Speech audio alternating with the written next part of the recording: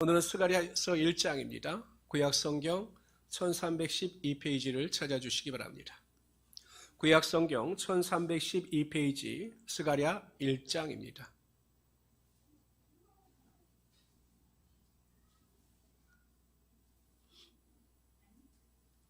구약성경 1312페이지입니다.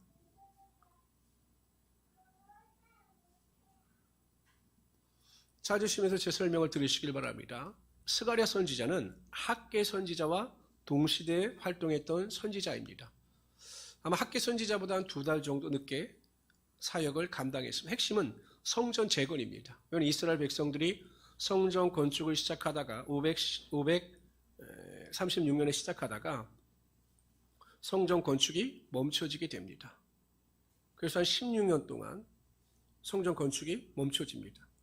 그때 하나님께서 학개와 스가랴 선지자를 통해서 이스라엘 백성들이 성전 건축을 다시 시작할 것을 독려하고 하나님의 뜻을 그들에게 알려주십니다. 그래서 520년에 성전 건축이 다시 시작되어집니다. 그리고 주전 516년에 성전 건축, 수르바벨 성전 건축이 완성되게 되는 것입니다. 바로 이때 학개와 동시대에 활동했던 선지자가 스가랴 선지자인 것입니다. 근데 학개 선지자에 비해서 스가랴 선지자는 굉장히 젊어요. 그때 우리가 학개는 한 80세 이상으로 우리가 추정을 했는데 스가랴 선지자는 굉장히 젊은 선지자입니다. 스가랴 2장 4절에 보면 스가랴의 뜻은 하나님께서 기억하신다라는 뜻이에요. 뭐라고요? 스가랴는 하나님께서 기억하신다라는 의미입니다. 스가랴 2장 4절을 봅시다. 시작. 이르되 너는 달려가서 그 소년에게 구하여. 잠깐만요. 너는 천사들입니다. 너는 천사들은 달려가서 그 소년이 누구냐? 그 소년이 바로 스가랴예요. 그러니까 굉장히 젊은 거죠. 젊었을 때부터 사역을 감당한 것입니다. 다 같이 읽어봅시다. 구하여 이르기를 예루살렘의 사람이 그 가운데 사람과 가축이 많으므로 성곽 없는 성읍이 될 것이라 하라. 그러니까 굉장히 스가랴는 젊었을 때부터 하나님의 사명을 감당했던 사람입니다. 그런데 스가랴의 내용은 좀 독특합니다. 학개는 1장, 2장 간단하게 2개의 장으로 구성이 되어져 있는데 스가랴는 양이 굉장히 많아요. 14장으로 구성이 되어져 있습니다. 몇 장이요? 14장. 왜냐하면 이게 성경 개론적인 것을 잘 이해해 두시는 게 좋습니다. 몇 장이요? 학개는요? 2장입니다. 근데 이 14장이 묵시문학적 성격을 띄어요. 우리가 보면 다니엘서 같은 경우도 종말에 대한 예표가 나오잖아요. 62일에 한일에 이래 묵시문학적 성격이 나와요. 그리고 에스겔 같은 경우도 마지막 때의 예언을 다루는 묵시문학적 성격이 나와요. 근데 이 스가랴에서도 묵시문학적 성격이 후반부에 나온다는 것입니다. 1장부터 8장까지는 성전 건축을 독려하는 내용입니다. 1장부터 8장은 9장서부터 14장까지가 이 묵시문학입니다. 예수 그리스도의 초림, 예수 그리스도의 재림과 심판에 대한 이야기를 이 스가랴 선지자가 다루고 있다는 것이죠. 대단하죠. 주전 한 470년, 480년경에 쓰여진 것이 스가랴서인데 그 당시에 470년 뒤에 오실 예수 그리스도의 초림과 재림과 심판에 대하여 다루고 있다. 그래서 이것을 묵시문학이라고 이야기를 합니다. 스가랴서가 왜 어려운가 하면 1장서부터 8장까지 성전 건축에 대한 독려를 하는 내용 중에 8가지 환상이 나와요. 환상을 잘 이해하지 못하면 이 스가랴서를 이해하는 것은 굉장히 어렵습니다. 그래서 우리가 스가랴서는 쉽게 접근할 수 있는 책이 아니에요. 제가 10년 동안 강의를 계속 했는데 스가랴서는 한 번도 새벽 예배를 빼놓고는 강의를 한 적이 없더라고요. 그러니까 여러분이 금요기도회 때 이 스가랴서를 집중적으로 잘 연구해서 살펴볼 수 있기를 바랍니다. 근데 묵시문학의 핵심은 이겁니다. 묵시문학. 제가 말씀드렸죠. 항상 계시록. 그러니까 여러분 우리가 마지막 때를 다룬 이 계시록의 내용. 그러니까 여러분이 계시록의 내용의 핵심은 때와 시기의 문제가 아니다라는 것이에요. 다니엘서나 에스겔서나 요한계시록이 말씀해주고자 하는 핵심은 이 세계, 우리가 살아가고 있는 이 보이는 현상의 세계는 다 심판을 받는 거죠. 바벨론이 다 심판을 받고 하나님의 나라만이 영원하여 새 예루살렘과 새 땅을 이룰 수가 있다는 것입니다. 그러므로 우리는 이 땅에 소망을 두지 말고 하나님 나라의 소망을 두면서 살아가야 한다. 이것이 묵시문학의 핵심입니다. 그런데 우리나라 같은 경우는 대부분 이 묵시문학에 있어서 때와 시기의 문제를 다루다가 이단으로 빠지는 경향이 많았는데 묵시문학은 결국 때와 시기의 문제가 아니라 하나님의 나라의 영원성에 대한 이야기다라는 것을 기억하시고 우리가 스가랴서를 살펴보도록 하겠습니다. 우리 1장 1절서부터 6절까지 한 절씩 읽도록 하죠. 오늘은 여러분들이 나오셨으니까 여러분들의 특권을 드리겠습니다. 1절을 먼저 읽으십시오. 제가 웬만하면 1절을 잘 안 드리는데 1절을 읽으십시오. 읽으세요. 시작. 여호와의 말씀이 이따의 손자 베레가의 아들 선지자 스가랴에게 임하니라. 이르시되 여호와가 너희 조상들에게 심히 진노하였느니라. 그러므로 너는 그들에게 말하기를 만군의 여호와께서 이처럼 이르시되 너희는 내게로 돌아오라. 만군의 여호와의 말이니라. 그리하면 내가 너희에게 돌아가리라. 만군의 여호와의 말이니라. 너희 조상들을 본받지 말라. 옛적 선지자들이 그들에게 외쳐 이르되 만군의 여호와께서 이같이 말씀하시기를 너희가 악한 행위를 떠나서 돌아오라 하셨다나 그들이 듣지 아니하고 내게 귀를 기울이지 아니하였느니라. 여호와의 말이니라.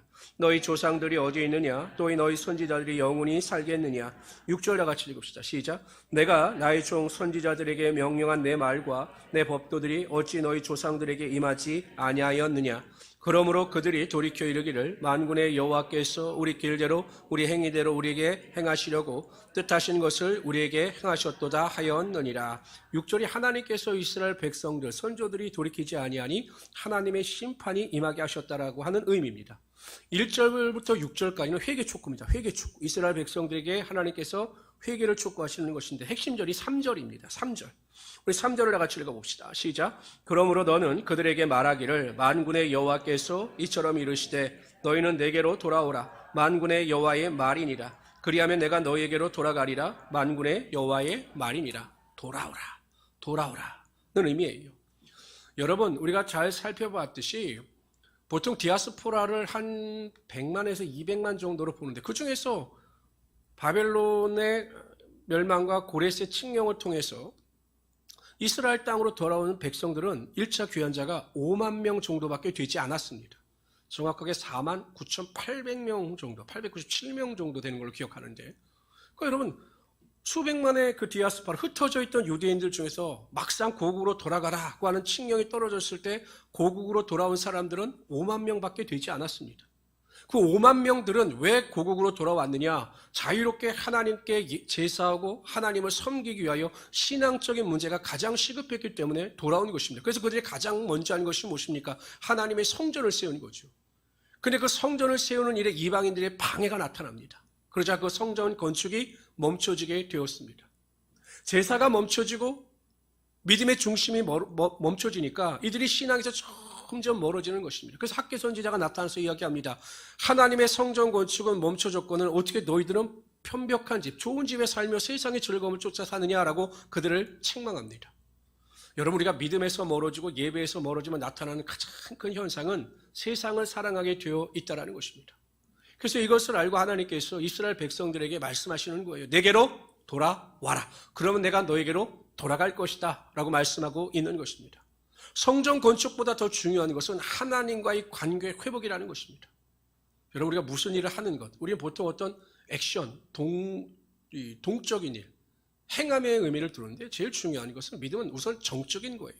하나님과의 관계, 존재 회복의 능력이 나타나야 믿음의 올바른 행위가 나타나게 되어 있는 거죠. 사람이 변화가 없는데 올바른 행동이 나타나겠습니까?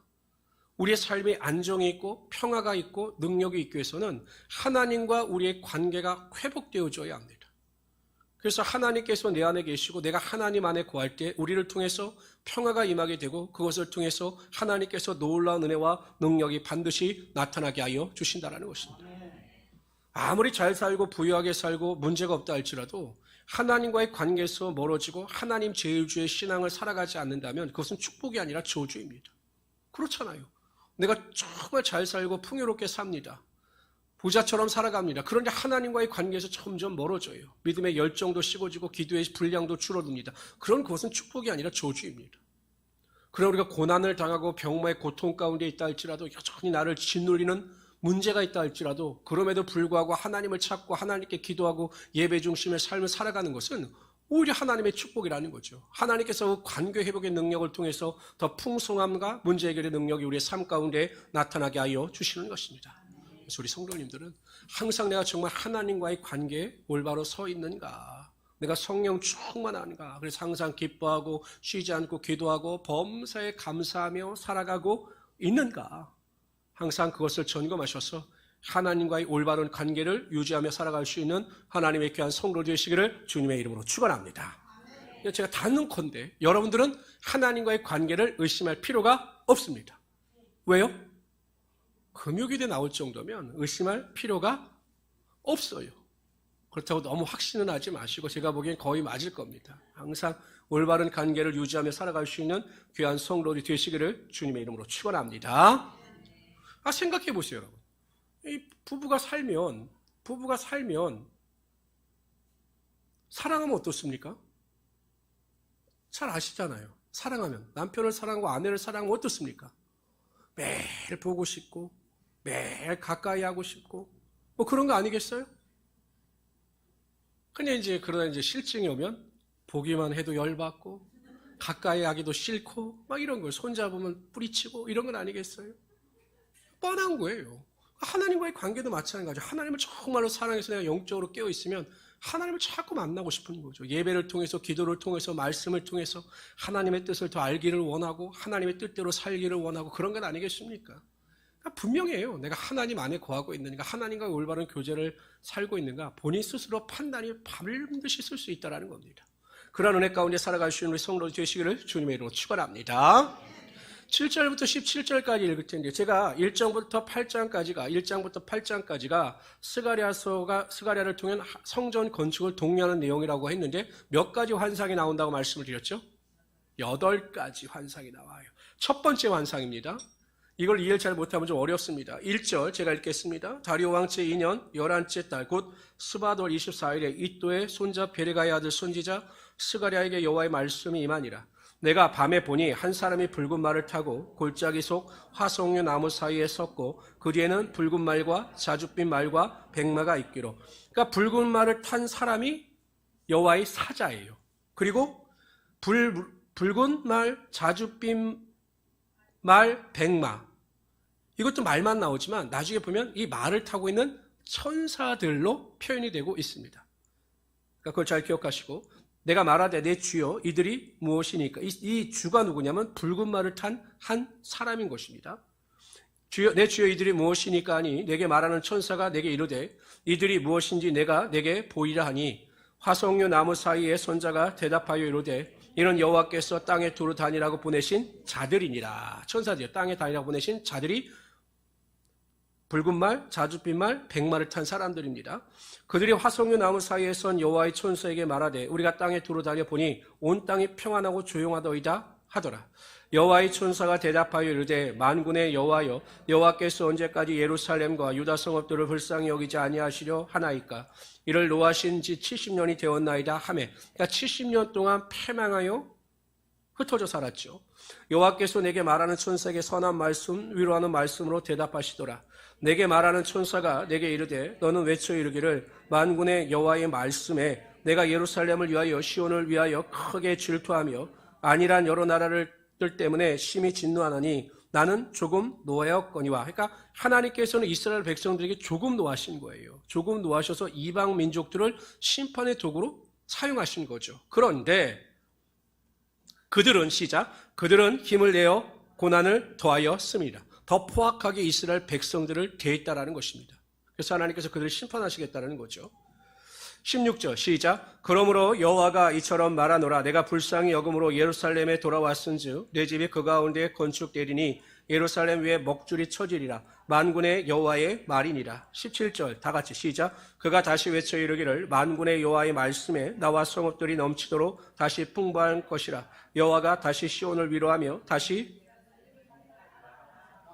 두 가지 약속입니다. 하나님께서 이 천사들을 통해 주신 두 가지 약속이 16절, 17절이에요. 16절에는 반드시 하나님께서 이 무너진 성전을 다시 세우실 것이다. 먹줄을 친다는 거죠. 근데 요즘에 이 먹줄 없을걸요? 옛날에는 이게 담을 쌀 때 보면 딱 이렇게 재가지고 이렇게 줄처럼 해가지고 먹줄을 탁 놓으면 이게 줄이 딱 검은 줄이 거져서 건축을 했어요. 근데 지금 먹줄 할까요? 제가 보기엔 그렇게 안 할 것 같은데. 그러니까 하나님께서 먹줄 하신다라고 하는 것은 틀림없이 내가 성전을 세울 것이다 라고 그들에게 약속하시는 것입니다. 왜냐하면 이스라엘 백성들이 또 성전을 막 재건했을 때도요, 그 유브라데 강 건너편에 살고 있던 다뚜데나 스달보스의 동료들이 와서 너희가 누가 명의로 이 성전을 짓느냐라고 방해를 했어요. 또 그래서 또 조서를 보내게 되고 여러 가지 어려운 절차를 겪게 됩니다. 그것 때문에 이스라엘 백성들이 낙심에 실을 줄 몰라요. 그때 하나님께 나타나서 말씀하시는 거예요. 내가 반드시 성전을 세울 것이다. 염려하지 말라. 이렇게 말씀하고 있는 것입니다. 시편 127편 1절 2절에 보면 여호와께서 집을 세우지 아니하시면 세우는 자의 수고가 헛되고 여호와께서 성을 지키지 아니하시면 파수꾼의 경성함이 허사로다. 이렇게 말씀하셔요. 그러니까 하나님께서 집을 세우지 아니하시면 내 능력과 내 지식을 의지하여 그 집을 세우면 그 집은 금세 무너집니다. 사상 누각, 모래 위에 세운 집처럼 무너집니다. 그러나 하나님께서 나를 통하여 내 인생의 집을 세우시면 그 집은 결단코 무너지지 않게 되는 것입니다. 그러므로 우리 성도님들은요, 항상 하나님께서 나를 통해서 집을 세우시고 나를 통해서 하나님의 일을 행하시도록 하나님과 동행하는 삶을 살아가야 한다는 거죠. 그러니까 하나님께 모든 것을 맡기면 하나님께서 집을 세우시고 우리 인생 가운데 간건한 능력이 반드시 나타나게 하여 주시는 것입니다. 두 번째로 17절에 보면 이렇게 말씀하셔요. 다시 한번 읽어봅시다. 시작. 그가 다시 외쳐 이르기를 만군의 여호와의 말씀에 나의 성읍들이 넘치도록 다시 풍부할 것이라. 여호와가 다시 시온을 위로하며 다시 예루살렘을 택하리라 하라 하니라. 나의 성읍들이 넘치도록 다시 풍부할 것이라. 풍부하긴 뭐가 풍부합니까? 우리가 학교에서 봤잖아요. 이스라엘 백성들 성전을 지어야 되는데 은과 금이 없는 거예요. 그래서 은과 금이 없으니까 하나님께서 뭐라고 말씀하시죠? 이 세상의 모든 은과 금이 다 내 것이다. 내가 너희에게 그 은과 금을 주어 성전을 지게 할 것이다 라고 말씀하셨어요. 이스라엘 백성들은 아무것도 없어요. 성전을 지을 수 있는 능력도 없고 재물도 없어요. 근데 하나님께서 뭐라고 말씀하십니까? 나의 성읍들이 넘치도록 다시 풍성해질 것이다 라고 말씀하셨습니다. 그러니까 하나님께서 이스라엘 백성들에게 풍성함의 축복을 허락하여 주시겠다라고 약속하고 계시는 것입니다. 에베소 3장 20절을 다시 읽어봅시다. 다 같이 읽어봅시다. 시작. 우리 가운데에서 역사하시는 능력대로 우리의 온갖 구하는 것이나 생각하는 것에 더 넘치도록 능히 하실 이에게. 하나님은 어떤 하나님이십니까? 우리가 구하는 것이나 생각하는 것보다 훨씬 넘치게 부어주시는 하나님이 되신다라는 것입니다. 엘리사가 엘리야를 계속 쫓아다닙니다. 가라고 그래도 안 가요. 계속 쫓아나요. 마지막까지 쫓아가죠. 그러니까 결국 엘리야가 엘리사에게 이야기합니다. 내가 너에게 무엇하여 줄기를 원하느냐라고 묻습니다. 그랬더니 엘리사가 엘리야에게 이야기합니다. 당신의 갑절의 영감이 나에게 임하기를 바랍니다. 갑절. 그러니까 스승보다 갑절날이나 되는 능력이 임하기를 원한다. 이렇게 고백합니다. 건방질 수 있지만 이 갑절이라고 하는 것은 여러분, 이 장자의 축복입니다. 항상 장자는 다른 아들보다 갑절로 상속을 받았습니다. 그러니까 엘리사는 그걸 요구한 거예요. 원한 거예요. 그때 어떻게 했냐면 하나님께서 엘리사에게 엘리야의 갑절의 영감을 허락하여 주셨습니다. 내 입을 넓게 열라 내가 치우리라. 우리의 능력의 한계를 생각할 필요가 없어요. 내가 가지고 있는 재물이나 내 환경의 한계를 바라볼 필요 없습니다. 우리가 믿음이 있고 하나님 안에서 꿈과 비전을 가지고 소망 가운데 기도하며 살아갈 때 하나님께서는 우리의 구하는 것이나 생각하는 것보다 넘치도록 우리의 삶 가운데 하나님의 능력이 반드시 나타나게 하여 주시는 것입니다. 그러므로 항상 믿음의 능력을 가지고 부정적인 생각이 아니라 긍정적인 생각을 가지고 모든 일에 적극적으로 행하며 살아갈 수 있는 하나님의 귀한 성도들 되시기를 주님의 이름으로 축원합니다. 한편 우리가 본문에서 잘 해석을 해야 하는 것이 있어요. 제가 이야기했지만 이 스가랴는요, 묵시문학적 성격과 예수 그리스도 초림과 죄림에 대한 예표가 나타납니다. 그게 어디에 나타나냐면 8절 봅시다. 8절 다시 한번 읽어봅시다. 시작. 내가 밤에 보니 한 사람이 붉은 말을 타고, 여기요, 한 사람이 붉은 말을 타고, 눈치가 빠른 분들은 감지하셨겠지만 누구실까요? 한 사람이 붉은 말을 타고 누구일까요? 누구요? 예수님이죠. 예수님. 붉은 말은 예수 볼 때 보혈을 상징하는 것입니다. 그러면 잘 맞히셨습니다. 골짜기는 그 옆에 있지. 골짜기 속 화석류 나무. 화석류 나무는 이스라엘 민족에 평범하게 널려져 있는 나무입니다. 그렇다면 이 화석류 나무는 누구를 예표할까요? 네? 우리요? 아니면 나요? 우리요? 나요? 우리입니다. 우리. 성도들을 상징하는 거예요. 그러면 골짜기는요? 여러분 골짜기 등산해 보셨습니까? 얼마나 힘든지 몰라요. 골짜기. 이것은 성도의 고난이나 절망, 문제를 상징하는 것입니다. 이 의미는 붉은 말을 탄, 즉 예수 그리스도께서 고난 가운데 빠져있는 우리들을 위하여 이 땅에 오실 것임을 예표적으로 말씀하고 있는 것입니다. 죄악 가운데 영원히 멸망당할 수밖에 없는 우리들을 찾아오셔서 죄의 저주로부터 자유함을 얻게 해주시고 병마의 고통으로부터 자유함을 얻게 하시는 하나님의 능력이 반드시 나타나게 하여 주시긴다. 이것을 예표적으로 보여주고 있는 것입니다. 우리는 십자가 보혈의 은혜와 능력으로 구원을 받아 천국 백성이 되고 다른 사람들이 보지 못하는 것을 보고 믿으며 살아가는 하나님의 귀한 자녀들입니다.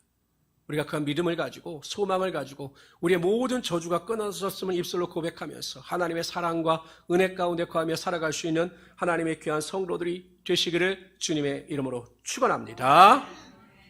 18절부터 21절까지는 두 번째 환상입니다. 두 번째 환상. 18절 제가 읽겠습니다. 내가 눈을 들어 본즉 네 개의 뿔이 보이기로 이제 내게 말하는 천사에게 묻되 이들이 무엇이니까 하니 내게 대답하되 이들은 유다와 이스라엘과 예루살렘을 흩트린 뿔이니라. 그러니까 뿔은 대적을 보통 상징합니다. 뿔. 그때 여호와께서 대장장이 4명을 내게 보이시기로 내가 말하되 그들이 무엇하러 왔나이까 하니 대답하여 이르시되 그 뿔들이 유다를 흩트려서 사람들이 능히 머리를 들지 못하게 하니 이 대장장들이 와서 그것들을 두렵고 이전 뿔들을 들어 유다 땅을 흩트린 여러 나라의 뿔들을 떨어뜨리려 하느니라 하시니라. 이 4개의 뿔은 4개의 민족 국가를 상징합니다. 이스라엘 백성들을 괴롭히던 국가들, 아수르, 바벨론, 또 애굽, 그 다음 메대와 바사, 이 4개의 국가를 상징적으로 보여주고 있는 것입니다. 성도들을 괴롭히는 자들을 하나님께서 반드시 심판하시고 징계하신다라는 것입니다. 그리고 하나님께서 끝까지 백성들을 보호하시고 항상 성도들을 보호해 주셔서 안전한 길로 인도하여 주시는 것입니다. 요한일서 5장 18절에 보면 하나님께로부터 나신 자, 즉 예수 그리스도가 우리를 지키심에 악한 자가 저를 만지지도 못하느니라 라고 말씀하셨습니다. 어떻게 우리를 철저하게 보호하시냐면 악한 자가 우리를 만지지도 못하는 거예요. 건드리지도 못한다는 것입니다. 이러한 하나님의 보호하심이 매일 우리 삶 가운데 반드시 임하게 되는 것입니다. 우리가 믿음을 가지고 기도할 때마다 하나님의 도우심의 손길이 반드시 우리의 삶 가운데 임하게 되는 것입니다. 절대 절망의 상황 가운데 빠질 때가 있어요. 정말 일어설 힘조차 없고 마음속에 슬픔과 좌절이 들어찰 때도 있습니다. 그러나 그때도 우리가 믿음으로 기도하고 하나님의 도우심을 구하면 하나님께서 우리를 찾아오셔서 우리를 도와주시고 우리를 붙잡아 주셔서 안전한 길로 인도하여 주신다는 것입니다. 한편 이 4개의 뿔에 대한 심판은 마지막 때 예수 그리스도의 심판을 예표하고 있는 것입니다. 예수님께서 재림하셔요.